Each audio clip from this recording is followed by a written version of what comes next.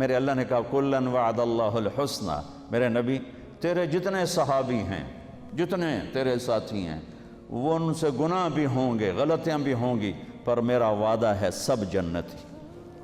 اللہ نے کہا سب اس لیے صحابہ پہ تنقید نہیں ہو سکتی کہ اللہ نے کیس اٹھا دی، سپریم کورٹ کیس فارغ کر دے تو ان پہ تنقید کرنا کی کوئی اجازت ہے؟ اب مجھے سپریم کورٹ بری کر دے، اب طارق وانی صاحب کو کیا حق ہے کہ وہ شروع ہو جائیں میرے اوپر؟